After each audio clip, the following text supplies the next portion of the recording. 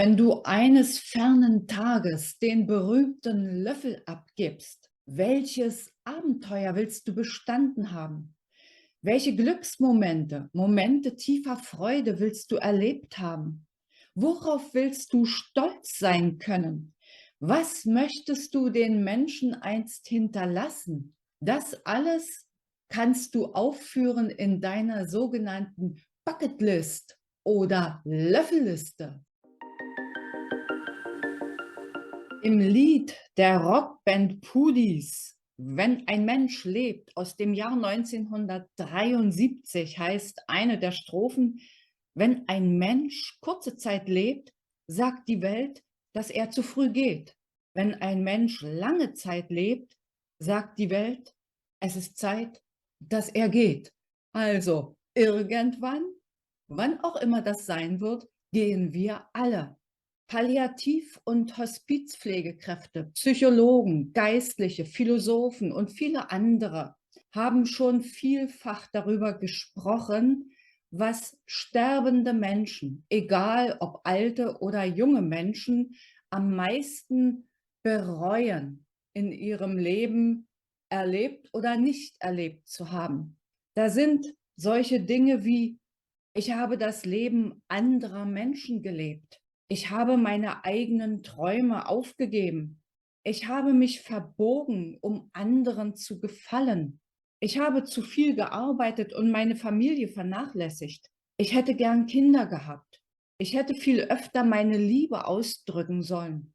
Ich hätte mehr auf meine Gesundheit achten sollen. Ich hätte meine Freundschaften besser pflegen sollen, mich häufiger treffen und so weiter. Ich hätte mehr vergeben sollen, mir und anderen. Ich hätte mehr reisen und erleben sollen, Abenteuer erleben sollen. Ich hätte ein Musikinstrument oder malen lernen sollen. Ich hätte mich einfach öfter nur glücklich fühlen sollen. Wenn wir uns diese Aussagen von Sterbenden auf der Zunge zergehen lassen, dann wird ganz schnell klar, dass sie sämtliche Lebensbereiche betreffen. Welches wichtige Lebensbereiche sind nach meiner Erfahrung aus Coachings und Seminaren mit Tausenden von Teilnehmern, habe ich mehrfach auf diesem YouTube-Kanal genannt. Hier in dem Chart, was ich jetzt hier nochmal aufzeige, siehst du einige davon. Das können auch die sein, die für dich wichtig sind. Natürlich kannst du auch noch weitere ergänzende dazu haben. Auf jeden Fall wird durch diese Aussagen sehr schnell deutlich, dass es eine sehr gute Idee ist, zu Lebzeiten dafür zu sorgen, dass ich beruhigt und erfüllt und in Frieden mit mir und meinem Umfeld den berühmten Löffel abgeben kann.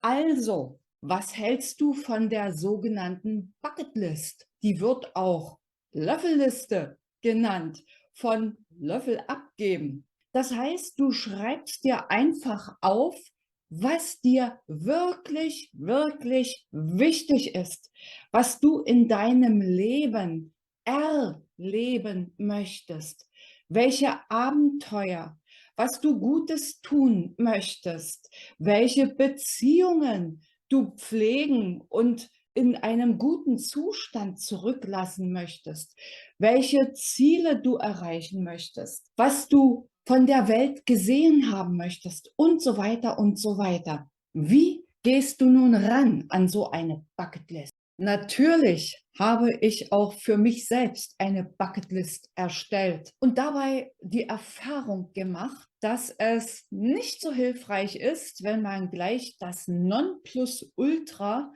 der Liste erzielen möchte. Das ist viel zu krass. Besser ist es, du machst erstmal wie so eine Art Brainstorming mit dir selbst. Zieh dich zurück in die Natur, zu Hause, mit einer schönen Meditationsmusik oder wie auch immer und schreib hintereinander weg einfach mal alles auf, was du schon immer mal machen wolltest. Das können kleine Dinge sein, ganz kleine, zum Beispiel mal wieder tanzen gehen. Und es können auch große Dinge sein, wie zum Beispiel, ich möchte mal auf dem Tafelberg in Kapstadt stehen. Schreib alles auf, was dir einfällt. Und lass dich davon leiten, was für Gefühle erzeugt das in dir. Was hattest du schon immer mal als Idee? Denk auch daran, was du als Kind schon immer mal wolltest. Oder was du häufig immer so vor dir hergeschoben hattest, wegen irgendeiner Sache, die dem entgegen gerade stand. Job oder Familie oder weiß der Geier was. Und diese Liste fülle über einen längeren Zeitraum. Was weiß ich, einige Tage, vielleicht auch ein, 2 Wochen. Und erst danach sortiere aus und nimm dann das, wo du merkst, oh ja, da steckt eine Menge Energie und Feuer von mir selbst dahinter.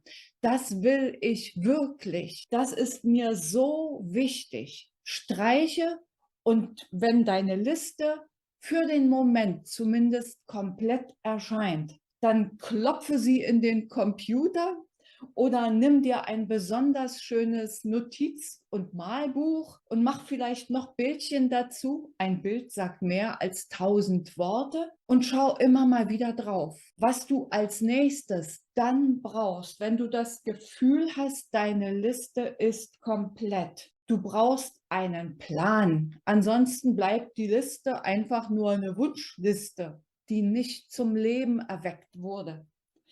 Das heißt, mal tanzen gehen, zum Beispiel, ich brauche einen Termin, ich brauche eine Location und ich muss mir überlegen, mit wem möchte ich denn gern tanzen gehen, oder bin ich der Typ, der auch gern allein mal sich auf die Tanzfläche begibt und das Tanzbein schwingt. Ein Nachtrag noch zum Thema Brainstorming. Vielleicht bist du so der strukturierte Typ, der nicht so gern hintereinander weg irgendetwas auf einem DIN A4-Blatt hinterlässt, sondern willst ein Mindmap machen. Entweder am Computer mit Software, wobei ich persönlich sage immer, was ich mit der Hand mache, das geht durch meinen gesamten Körper. Das ist ein Gesamteindruck. Also mach dir ein Mindmap auf einem großen DIN A3-Blatt oder noch größerem Blatt und in die Mitte kommt meine Bucketlist und dann kommen die Lebensbereiche, um die es gehen könnte. Und dann schreibst du, wie man das in der Mindmap-Technik eben macht, dazu, was dir dazu einfällt, was du schon immer mal machen wolltest. So, ich hoffe, das Ganze ist Inspiration für dich, heute schon an morgen zu denken, im wahrsten Sinne des Wortes, um dein Leben insgesamt glücklicher, zufriedener, freudvoller, erfüllter zu machen und nicht nur für dich, denn das, was du dir Gutes tust, strahlt ja nach außen aus. Das bringst du auch nach außen in dein kleineres und größeres Umfeld. Du dienst damit dem großen Ganzen. Sei dir auch dessen bewusst. Vielen Dank, dass du mir bis hierher gefolgt bist. Ich freue mich über deinen Kommentar und wünsche dir eine gute Zeit und viel Erfolg mit deiner Bucketlist. Bis zum nächsten Video oder Podcast.